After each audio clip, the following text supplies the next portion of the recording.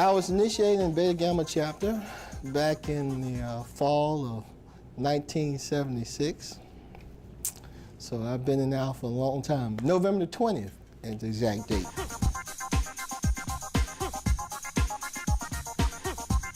Well, you know, the chapter was actually kind of lead up to that. I was actually living in San Antonio, Texas at the time, and had found a chapter down there, Pi Theta Lambda.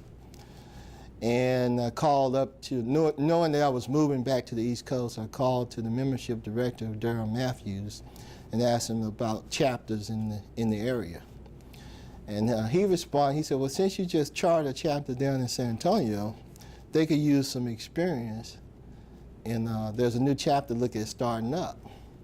So really, that's how my true introduction came to PUL. I made contact with the brothers and actually worked on the committee, on the founding committee, brought part of that process into that, and even held meetings at our home. And so that was my introduction to PUL. We had one of the largest, I think, founding chapters at the time, and Alex was the first president, and then I took over after he did his term. After he transitioned, actually, Alex really transitioned as president of the Education Foundation.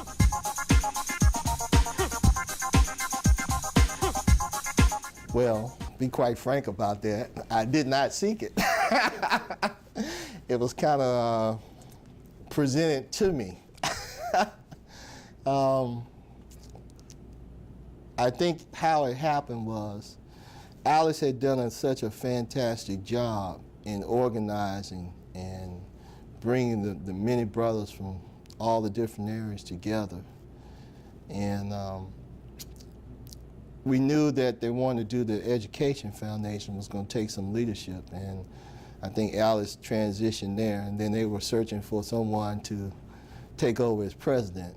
And as many brothers do, oftentimes when you're not around, they make decisions when you're not involved. And there you go, you end up being president of the chapter. Just food for thought for the future brothers.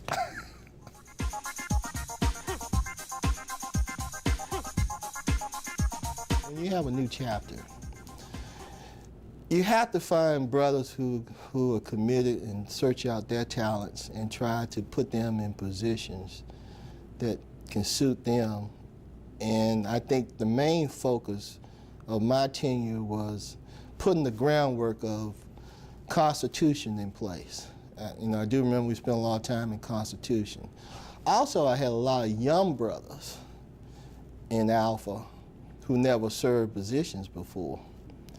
And we spent a lot of time, for example, I remember, you know, the vice president position was first time a person had served as vice president, treasurer, financial secretary. So I spent a lot of time putting the processes in place to show them how to become a financial secretary, how to become a treasurer, how to become a vice president. So I think laying that groundwork for PUL was an important piece, and hopefully that was taken on and built upon to grow it to today. So I think my tenure was primarily in putting all the pieces in place and training and development of the brotherhood, and getting them to recognize that Alpha was just not consistent of the chapter, but we had to reach out to the community too. We were involved in Panel Council, for example, and I was able to get involved with other presidents in other chapters here and form relationships. And I think that was an important piece too.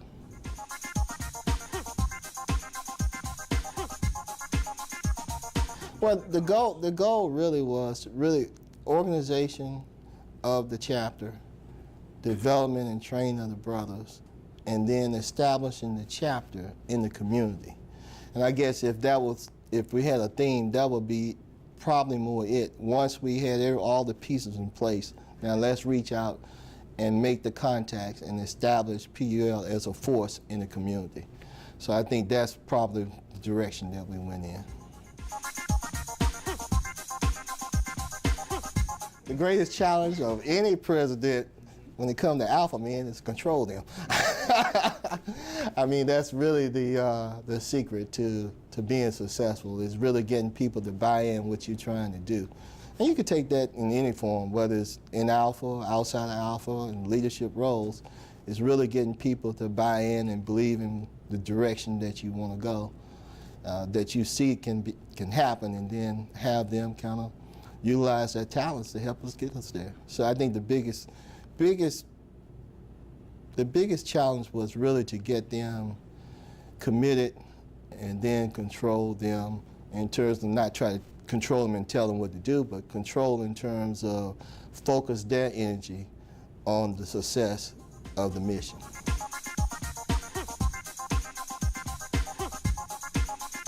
We became close in a lot of different ways. You know, this particular area, the D.C., Virginia, Maryland metropolitan area, it tends to lead itself to busy lifestyles in terms of work, and brothers coming home from work and not really socializing. Well, people in general not really socializing.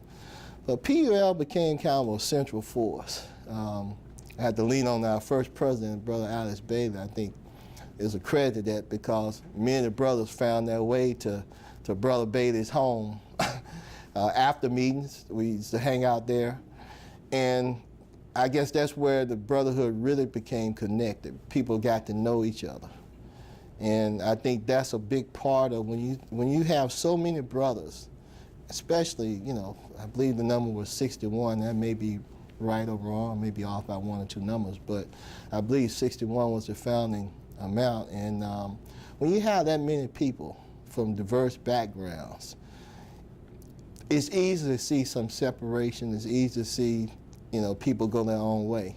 But because Alex opened up his home, when we used to finish our meeting, we would lead the chapter meeting. We'd break our necks really trying to lead a chapter meeting, and head over there for a little social hour, and just kind of brothers could relax and be themselves and get to know each other. So I think that was a big important part of the success of PUL in terms of brotherhood, because that's where we really found out about each other.